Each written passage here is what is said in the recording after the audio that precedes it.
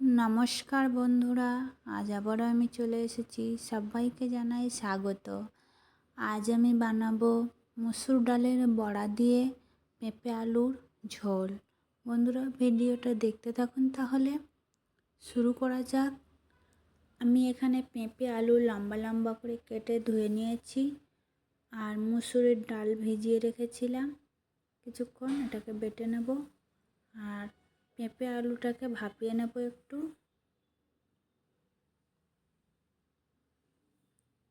এদিকে মসুরের ডাল বাটা হয়ে গেছে। এবার এর মধ্যে কাঁচা লঙ্কা কুচি, আদা, পেঁয়াজ কুচি, হলুদ গুঁড়ো, লবণ সবগুলো দিয়ে মেখে নেব ভালো করে।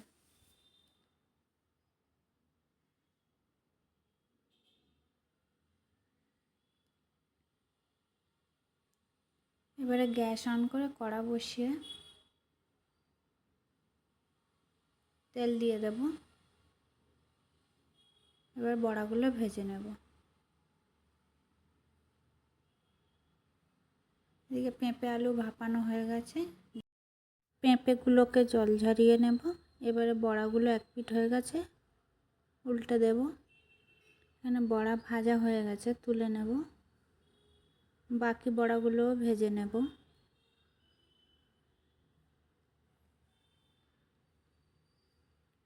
তেজপাতা, ফোড়ন, কাঁচা লঙ্কা, আদা জিরে বাটা, হলুদ গুঁড়ো, লঙ্কার গুঁড়ো, ভাপানো পেঁপে আলু,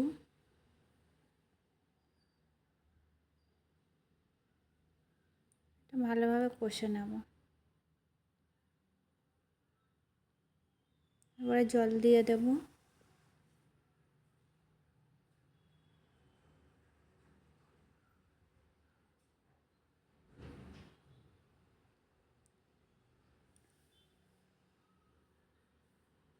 এবারে পরিমাণ মতো লবণ। ফুটে গেছে ঝোল।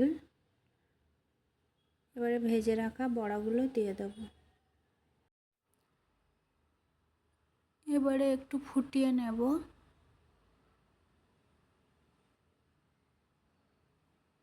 এখানে আলু পেঁপে সব সিদ্ধ হয়ে গেছে।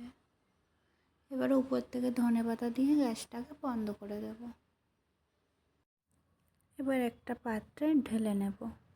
আমার এখানে মসুর ডালের বড়া দিয়ে পেঁপে আলুর ঝোল তৈরি হয়ে গেছে।